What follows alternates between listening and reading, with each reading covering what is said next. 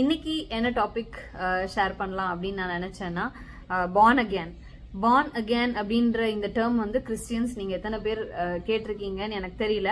அதை பத்தின கொஞ்சம் ஒரு கிளாரிபிகேஷன், ஒரு அண்டர்ஸ்டாண்டிங்காக நான் இந்த டாபிக்ல ஷேர் பண்ணலாம் அப்படின்னு நினைச்சேன்.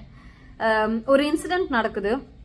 நீங்க வந்து யோவான் 3வது அதிகாரம் ஜான் சாப்டர் 3 நீங்க வந்து ரீட் பண்ணீங்கன்னா அங்க வந்து ஒரு இன்சிடென்ட் நடக்குது. நிக்கோதேமியுன்னு சொல்ற ஒரு ஆள் இருக்கிறாரு. அவர் வந்து யூதர்கள்லயே வந்து அதிகாரி, ஒரு பெரிய போஸ்ட்ல இருக்கிற ஒரு ஆள். அவரு போதகரா இருக்காரு. அவர் தான் ப்ரீச் பண்றாரு. அவர் தான் அங்க வந்து வேதத்தை வந்து எடுத்து போதிக்கிற ஒரு மனுஷனா இருக்காரு. நிக்கோடிமஸ் இங்கிலீஷ்ல. சோ நிக்கோடிமஸ் வந்து ஒரு நாள் ஜீசஸ் கிரைஸ்ட் வந்து மீட் பண்றாரு. அவர் என்ன கேக்குறாருன்னா, நீங்க வந்து தேவன் இடத்துல இருந்து வந்திருக்கீங்கன்னு எனக்கு தெரியும். ஏன்னா நீங்க பண்ற காரியங்கள் எல்லாம் தேவனோட ஆவி இல்லைன்னா ஒருத்தனால இதெல்லாம் செய்ய முடியாது அப்படின்ட்டு அவர்கிட்ட வந்து பேசுறாரு. அப்போ ஜீசஸ் கிரைஸ்ட் வந்து நிக்கோடிமஸ்க்கு சொன்ன அந்த மறு உத்தரவு தான் இது. என்னன்னா, ஒருவன் மறுபடியும் பிறவாவிட்டால் தேவனுடைய ராஜ்யத்திற்குள் பிரவேசிக்க மாட்டான்னு சொல்றாரு. இந்த மறுபடியும் பிறக்கிறதுனா அப்ப நிக்கோடிமஸ்க்கு புரியல. எப்படி ஒருத்தன் வந்து ஆல்ரெடி பிறந்து வளர்ந்து இருக்கிற ஒருத்தன் திருப்பி எப்படி பிறக்க முடியும், அவன் மறுபடியும் அவனோட தாய் வயிற்றுக்குள்ள எப்படி போய் மறுபடியும் பிறக்க முடியும் அப்படின்ற மாதிரி நிக்கோடிமஸ் கேக்குறாரு. அப்போ அதுக்கு ஜீசஸ் உடனே பதில் சொல்றாரு, நீ வந்து ஜலத்தினாலும் ஆவினாலும் நீ பிறக்கணும் அப்படின்னு. சோ இந்த இன்சிடென்ட் நீங்க எல்லாருமே கேள்விப்பட்டிருப்பீங்க. ஆனா இதுல நம்ம யோசிக்க வேண்டிய ஒரு விஷயம் என்னன்னா, நிக்கோடிமஸ் வந்து வேதத்தை எடுத்து போதிக்கிற ஒரு மனுஷன். ஆனா அந்த மனுஷனுக்கு ஜீசஸ் கிரைஸ்ட் சொல்ற அந்த வார்த்தை வந்து புரிய மாட்டேங்குது இல்ல. ஏன்னா ஜீசஸ் கிரைஸ்ட் சொல்றது வந்து ஸ்பிரிச்சுவலா ஒருத்தங்க வந்து பீயிங் பார்ன் அகேன், மறுபடியும் பிறக்கணும் அப்படின்னு சொல்ற அந்த விஷயத்த வந்து நிக்கோடிமஸால புரிஞ்சுக்க முடியல. அப்போ வேதத்தை வந்து எந்த அளவுக்கு நம்ம மனப்பாடம் பண்ணி நமக்கு வந்து கவர் டு கவர் நமக்கு வந்து இதை ஃபுல்லா நம்ம மெமரைஸ் பண்ணி வச்சு நம்ம இதை பத்தி பேசலாம், பிரசங்கம் பண்ணலாம், இல்ல ரொம்ப இதை வந்து ஒரு கோர்ஸாவே எடுத்து படிக்கிறவங்களும் இருக்காங்க. காலேஜ்க்கு போய் படிக்கிறவங்க, இல்லைன்னா ஒரு மடத்துல இருந்து படிக்கிறவங்க எல்லாம் இருக்காங்க. ஆனா அவங்களாலேயே ஸ்பிரிச்சுவல் விஷயங்களை புரிஞ்சுக்க முடியல அப்படின்னா இந்த இடத்துல நம்ம யோசிக்க வேண்டியது இருக்கு. ஏன்னா ஹோலி ஸ்பிரிட்டோட அந்த ஒரு பிளெஸிங் இல்லாம, ஹோலி ஸ்பிரிட் நமக்குள்ள இருந்து நடத்தாம நம்மளால இந்த விஷயங்களை புரிஞ்சுக்க முடியாது அப்படின்றதுதான் சத்தியம், அப்படின்றதுதான் உண்மை. அதனாலதான் மறுபடியும் பிறக்கணும் அப்படின்ற அந்த கான்செப்ட் வந்து நிக்கோடிமஸ்க்கு புரியல. சோ அப்புறம் என்ன, அதே ஜான்ல ஃபர்ஸ்ட் சாப்டர்ல என்ன சொல்றாருன்னா, ஒருத்தன் வந்து ரத்தத்தினாலாவது மாம்ச சித்தத்தினாலாவது புருஷனுடைய சித்தத்தினாலாவது பிறவாமல் தேவனாலே பிறந்தவர்கள்னு 13வது வசனத்துல சொல்றாரு. அப்போ நம்ம வந்து கடவுளுக்குள்ள பிறக்கிறோம் அப்படின்னா நம்மளால ரத்தத்தினால இல்ல. இப்ப எங்க அம்மா அப்பா வந்து கிறிஸ்டியன்ஸா இருக்காங்க, அதனால நானும் ஒரு கிறிஸ்டியனா பிறந்தேன் வளர்ந்தேன், கிறிஸ்டியனா நான் இருக்கிறேன் அப்படின்னு நம்ம சொன்னோம்னா அது இல்ல ஃபெய்த். அதனால பெரிய பிரயோஜனம் இல்ல. ஒரு கிறிஸ்டியன் ஃபேமிலியில பிறக்கிறது நல்ல விஷயம் தான். சின்ன வயசுல இருந்தே பிரேயருக்கும் ஃபெய்த் லைஃப்க்கும் எக்ஸ்போஸ்டா இருப்போம். ஆனா that doesn't mean that நம்ம கடவுளுக்குள்ள இருக்கோம், நம்ம வந்து கடவுளுக்குள்ள அதே மாதிரி கடவுளோட நம்ம பரலோகத்துல போய் சேர முடியும் அப்படின்றதுக்கான எந்த ஒரு கேரண்டியும் நமக்கு கிடையாது. அதே மாதிரிதான் மாம்ச சித்தத்தினாலாவது நானே இப்போ நினைச்சேன்னா நான் வந்து கிறிஸ்டியன் ஆவேன், நான் வந்து ஃபெய்த்ல இருப்பேன், நான் வந்து இதை பண்ண போறேன், நான் அதை பண்ண போறேன்னு நானே நினைச்சாலும் என்னால ஆக முடியாது. வேற ஒரு மனுஷனாலும் என்னை வந்து மாத்த முடியாது. நான் மறுபடியும் பிறக்கணும், பார்ன் அகேன் அப்படின்ற அந்த ஒரு எக்ஸ்பீரியன்ஸ் எனக்கு கிடைக்கணும்னா it is only through the will of God. அது வந்து தேவனுடைய சித்தத்தினால் மட்டுமே நடக்கிற ஒரு விஷயம். அதனால நம்ம கிறிஸ்டியன் ஃபேமிலியில பிறந்தோம், கிறிஸ்டியனா நம்ம வளர்ந்தோம், இப்போ கிறிஸ்டியனா இருக்கோம். எனக்கு வந்து கிறிஸ்டியனா எனக்கு வந்து சர்டிபிகேட் இருக்கு.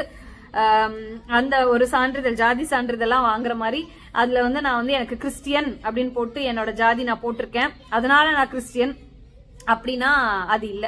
வேதத்துல வந்து அப்படி சொல்லல. மறுபடியும் பிறக்கணும், ஜலத்தினாலும் ஆவியினாலும் பிறக்கணும். அப்படி பிறந்தாதான் we are born again. அப்படி born again இருந்தாதான் அவருடைய ராஜ்யத்துக்குள்ள நம்ம வந்து பிரவேசிக்க முடியும். அந்த மறுபடியும் பிறக்கணும்ன்றது அந்த எக்ஸ்பீரியன்ஸ்ல என்ன நடக்கும்னா நம்ம வேற ஒரு மனுஷனா மாறுவோம், வேற ஒரு மனுஷியா மாறுவோம். அவரு நமக்குள்ள வந்துட்டாரு, கிரியை செய்ய ஆரம்பிச்சுட்டாரு, நம்ம மறுபடியும் பிறந்துட்டோம் அப்படின்னா நம்ம பழைய லைஃப்க்கும் இப்ப இருக்கிற லைஃபுக்கும் சம்பந்தம் இருக்காது. நம்ம வந்து வேற ஒரு ஆளா டிரான்ஸ்ஃபார்ம் ஆகும். இது ஒரே நாள்ல சும்மா ஸ்விட்ச் போட்டு அப்படியே மாறுற ஒரு விஷயம் இல்ல. அது வந்து ஒரு ப்ராசஸாவே நடக்கும். லைஃப் மாறணும், நம்மளோட எண்ணங்கள் மாறும், நம்மளுடைய செயல்கள் மாறும், நம்மளுடைய வார்த்தைகள் மாறும். இந்த பார்ன் அகேன் எக்ஸ்பீரியன்ஸ்க்கு முன்னாடி நமக்கு வந்து கெட்ட வார்த்தை பேசுறது மேபி ரொம்ப சரளமா நம்ம பேசின ஒரு ஆளா இருக்கலாம். ஆனா ஒன்ஸ் பார்ன் அகேன் கிறிஸ்டியனா ஆயிட்டா அது நம்மளால முடியாது, அந்த அளவுக்கு ஈஸியா முடியாது. அப்படியே நம்மளோட வீக்னஸ்னால நம்மளுடைய பலவீனத்தினால நம்ம அப்படி பேசினாலும் நம்ம இம்மீடியட்டா அது வந்து ரிப்பெண்ட் பண்ணுவோம். இம்மீடியட்டா அதுக்கு வந்து நம்ம அந்த பாவத்தை அறிக்கை செஞ்சு திருப்பி அதை செய்யாததுக்கு நம்ம வந்து பரிசுத்த ஆவியானவர்கிட்ட கேட்போம், பிரேயர்ல இருப்போம், பைபிள் வாசிக்கிறதுல இருப்போம். இது எல்லாமே நமக்கு ஒரு ப்ராசஸா நடக்கும். சோ அதே மாதிரி நம்ம அந்த பழைய லைஃப், பழைய பாவம் என்னெல்லாம் நம்ம பண்ணமோ அது எதையுமே நம்ம கேரி ஃபார்வர்ட் பண்ண மாட்டோம். அந்த இடத்துல ஒரு பிரேக் வரும், ஒரு பாயிண்ட் வரும். அந்த பாயிண்ட்டுக்கு அப்புறம் நம்ம லைஃப் வந்து வேற மாதிரி இருக்கும். சோ அதுதான் அந்த born again எக்ஸ்பீரியன்ஸ் அப்படின்றது. அதோட பாகமா தான் கடவுள் நமக்கு கொடுத்த கட்டளையான ஞானஸ்தானம் எடுக்கிறது, பாப்டிசம். அதுதான் அந்த ஜலத்தினால. ஆவியினாலன்றது நம்ம ஸ்பிரிச்சுவலா நமக்கு நடக்கிற அந்த மாற்றம். சோ இந்த ரெண்டும் தான் இந்த born again எக்ஸ்பீரியன்ஸ். சோ இப்போ நீங்க வந்து நான் கிறிஸ்டியன், என்னோட by certificate, by paper work படி நான் வந்து ஒரு கிறிஸ்டியன் அப்படின்னு நினைச்சு நீங்க இருக்கீங்கன்னா இந்த பைபிளை ரீட் பண்ணுங்க, ஆண்டவர்கிட்ட கேளுங்க, நான் மறுபடியும் பிறக்கணும்னு நீங்க கேளுங்க, என்ன ஒரு புது கிரியேஷனா, ஒரு புது சிருஷ்டியா என்ன மாத்துங்கப்பான்னு கேளுங்க. வாஞ்சியோட கேட்டீங்கன்னா கண்டிப்பா அவரு உங்களுக்கு கொடுக்காம போக மாட்டாரு. ஏன்னா அதுவும் வேதத்துலதான் இருக்கு, ரட்சிக்க கூடாதபடி அவருடைய கரம் வந்து ஒரு நாளும் குறுகி போகவில்லை அப்படின்ட்டு. அப்போ அவர் வந்து ரெடியா இருக்காரு. சோ நீங்க என்ன பண்ணணும்னா ஒரே ஒரு ஸ்டெப் தான் ஆண்டவர் நம்ம கிட்ட எதிர்பார்ப்பாரு. இது நான் வந்து இந்த விஷயத்துலன்னு இல்ல, நிறைய விஷயத்துல வந்து நம்மளால இதை அப்ளை பண்ண முடியும். ஆண்டவர் எப்பவுமே நீ இதெல்லாம் செஞ்சிடணும் எனக்காக, நீ இதெல்லாம் செஞ்சா நான் உன்கிட்ட வரேன் அப்படின்னு அவர் என்னைக்குமே நம்ம கிட்ட கேட்க மாட்டாரு.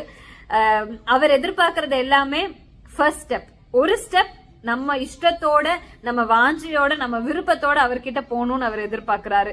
அந்த ஒரு ஸ்டெப் நம்ம எடுத்து வச்சா போதும். அதுக்கப்புறம் அங்க இருந்து நடத்தி கூட்டிட்டு போறது வந்து அவர் தான். அவருக்கு லவ் வந்து ஃபோர்ஸ்ஃபுல்லா வேண்டாம் நம்ம கிட்ட இருந்து. ஏன்னா நமக்கு ஒரு ஃப்ரீ வில் கொடுத்திருக்காரு, நமக்கு சுயமா நமக்கு சாய்ஸ் கொடுத்திருக்காரு. அப்ப அவரை சூஸ் பண்ணணும்ன்ற அந்த சாய்ஸ் நம்ம கையில இருக்கு.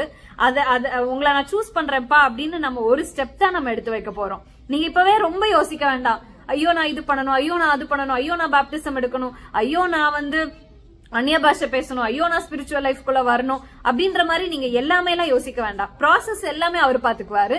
ஃபர்ஸ்ட் ஸ்டெப் மட்டும் எடுத்து வைங்க, வாஞ்சியோட அவர்கிட்ட இன்னைக்கு கேளுங்க, நான் மறுபடியும் பிறக்கணும்பா, நான் சும்மா பேர் கிறிஸ்தவனா இல்லாம, சும்மா ஆன் பேப்பர்ஸ்ல நான் வந்து கிறிஸ்டியனா இல்லாம என்னோட லைஃப் கிறிஸ்டியன் லைஃபா இருக்கணும், நான் உங்களை ரிஃப்ளெக்ட் பண்ற ஒரு லைஃப் எனக்கு வேணும், அதுக்கான ஃபர்ஸ்ட் ஸ்டெப் நான் எடுத்து வைக்கிறேன்ப்பா, என்ன மாத்துங்கப்பான்னு கேளுங்க, மத்ததெல்லாம் அவர் பாத்துக்குவாரு.